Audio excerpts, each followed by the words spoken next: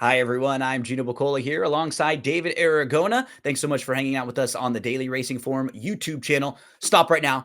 Be a big help if you can subscribe below. That way you'll be alerted every time we have videos and stakes previews just like this. David, I thought a really fun Grade 3 River City out at Churchill Downs. We're going to look at race number 10. It's a field of 10. I thought competitive, a lot of directions to go, a lot of familiar names, horses that we've seen over the last couple years running in stakes races, in graded stakes races. Let's take a look at the field for this one. I mean, we know Emmanuel is a multiple graded stakes winner. Hades won the Grade 3 Holy Bull. Reckoning Force was recently close up in the Knickerbocker.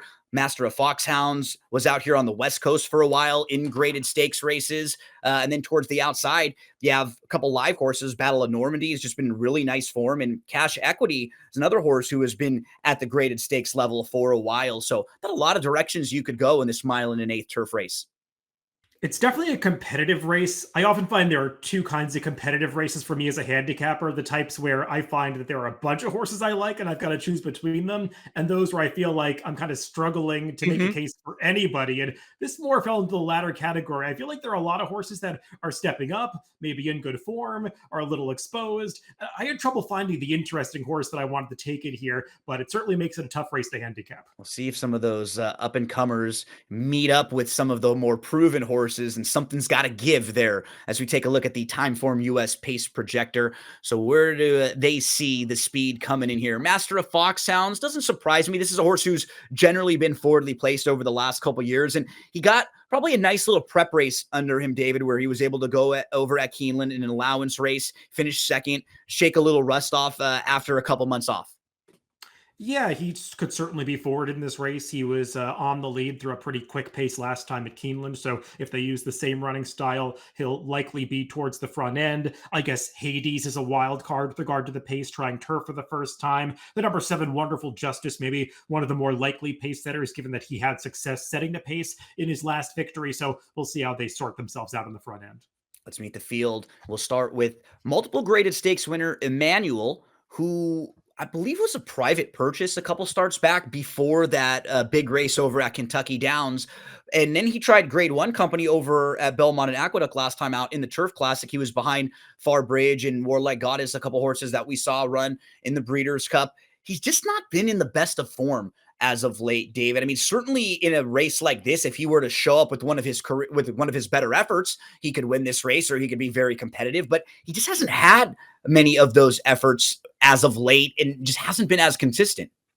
Yeah, he was actually an auction purchase at the Face6 tipped in digital sale for $500,000 prior to that race in the millions. Maybe they were thinking about taking a gamble at that big Kentucky Downs purse. Didn't quite work out with him finishing 5th that day.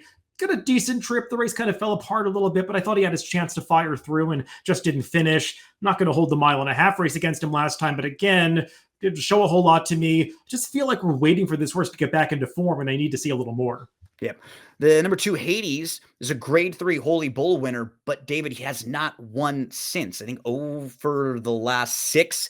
First time on the turf for this one. And as you were pointing out, we remember his speed in the Holy Bull. That's when he was able to wire the field. So perhaps he can try to show some speed in here going longer on the turf. Where do you think he stacks up with Paco aboard at 15-1? I just don't really see the turf pedigree here. Awesome Slew, not exactly known as a turf sire. According to DRF formulator stats, he gets 7% winners with his turf routers. The dam was unraced. She's produced one very minor turf winner, but it's not exactly a turf pedigree at all. So it feels like a little bit of desperation with a horse that they're just trying to get back into form.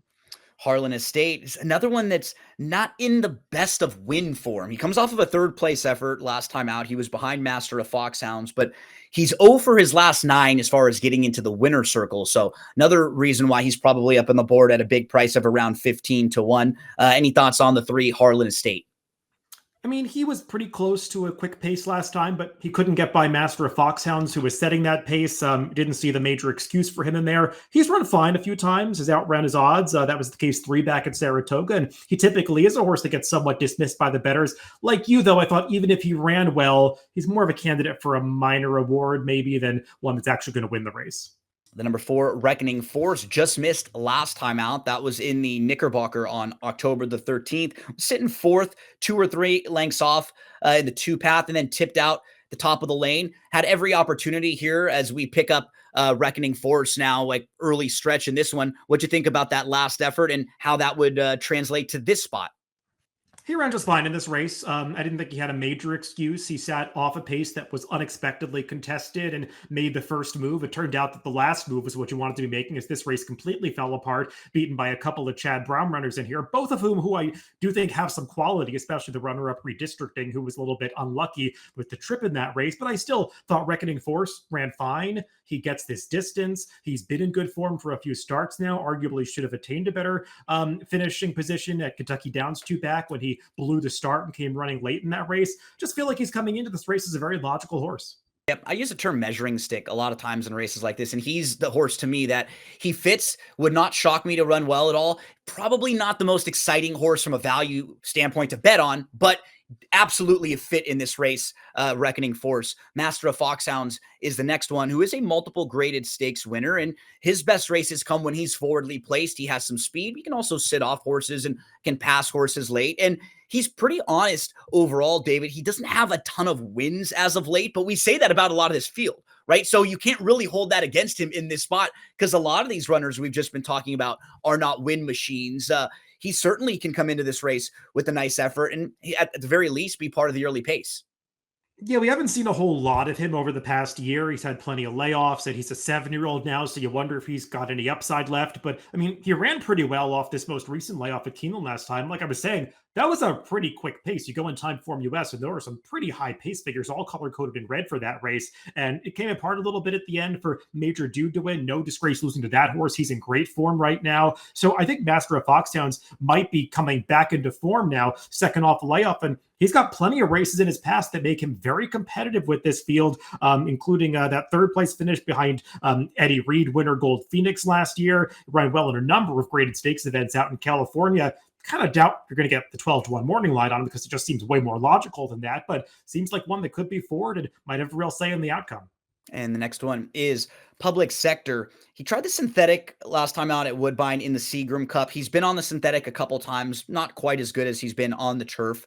His overall turf form is fine, and he was a winner back on July the 19th. But prior to that, I think he was 0 for 16. So he, again, theme of this race, not a horse who's been winning a whole heck of a lot, David.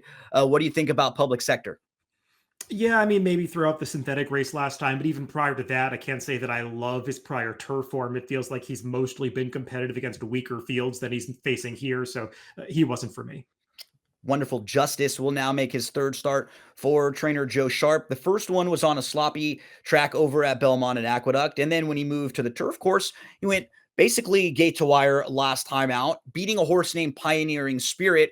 When I'm just looking at that rival, though, Pioneering Spirit hasn't been in the best of form late. I think 0 for the last 11. So if I'm playing that game with Wonderful Justice in here, I do think he'll need to improve. But as time form showed us, he'll probably be at least part of the early pace.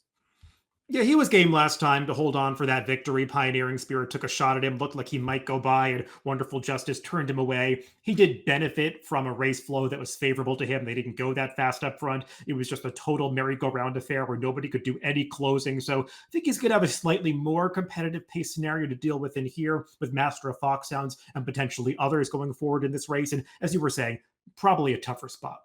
Battle of Normandy, the 8. He's in nice form right now for Shug McGay. He comes off a win most recently at Belmont at the Big A. That was first start back in a few months. So he's improving. He's logical. And if you're looking at who he defeated, he just defeated a horse named And the Winner Is. That was the horse who we saw in the replay defeating Reckoning Force. So he fits pretty well when you're looking at common rivals and when you're looking at the class of this field. And I believe we have the replay of his race right here. Yeah, you don't often see horses move right up the allowance class ladder like he has, winning as N1X, then N2X, and then N3X, all in succession, consecutive starts. But he's done that. gotten very good trips. I think most of those races, particularly this last one we're taking a look at, where the pace was absolutely glacial. They were walking up front. He was stalking the pace. And the horse that probably ran the best race that day was, and the winner is, who was second and came back to win a stakes in his next start, beating Reckoning Force, who we just talked about. But still, those form lines are pretty strong for Battle of Normandy. It does feel like he's coming into this race very sharp. We'll see what kind of price he is, but I regard him as a contender. Yeah, you're right. The trips he's been winning with have been pretty soft, pretty easy trips. He's always had a lot of talent, though, even from early on in his career. So Mhm. maybe just sort of figuring it all out and maybe growing up and maturing a little bit has been able to help him kind of work those own trips out now that he couldn't do earlier on in his career. We'll see when he steps up here against a little bit better. Gigante comes off of a trouble trip last time out. He's going to go second start off the 6.5 month break. He is a grade 2 winner previously and a 6-time winner overall. Where do you think he fits with this group here at a bit of a price? Yeah, he did run into a little bit of traffic last time and to kind of alter course of the stretch. I couldn't really tell how much run he actually had at the end of that race. And also the pace worked in his favor and he still didn't do a whole lot once he kind of got clear at the end. But it was his first start off a layoff and he might be fitter now with that start under his belt. Still feel like he would have to get back to that Muniz effort that was achieved just prior to the layoff where he was second to I'm Very Busy, who put out a breakout performance that day. I wouldn't say any of his prior form really rises to that level, and we'll see if he's ready to get back there now second off this break. But on his best form, he certainly is a player in here.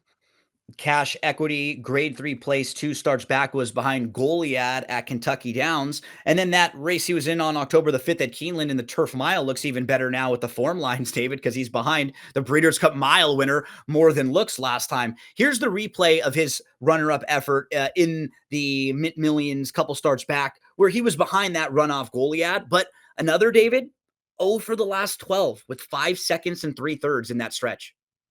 Yeah, hard to take a horse that's lost that many in a row, and he's been short prices a few times. And I think his running style has a lot to do with that because he just doesn't have any early speed these days. He drops so far out, really needs races to come apart for him to be effective. Did get a fast pace in that race that was wired by Goldliga that we look at and was coming on at the end to earn that career best 100 buyer. But now he's landing in a spot where he's got to stretch out a little bit to the 9 furlongs. Typically, the longer you go, the less pace you get. So we'll see how all of that plays out for him. I mean, he's the morning line favorite at 5-2. I don't think I want to take that kind of price on him, but you can make the argument that he is a contender in this race. Yeah, to me, he's just like a horse you'd use in the middle of exotics, bottom of exotics, but never a horse that you could play on the win end with some of those knocks against him, as you pointed out. And then just off when horses have a running line like that and people see more than looks that won the Breeders' Cup Mile last time out, a lot of times horses like that are just shorter off of that one running line alone that everybody saw from last weekend. So cash equity certainly fits in the race, but not necessarily a type of horse that I would want to go line up at the windows and bet to win.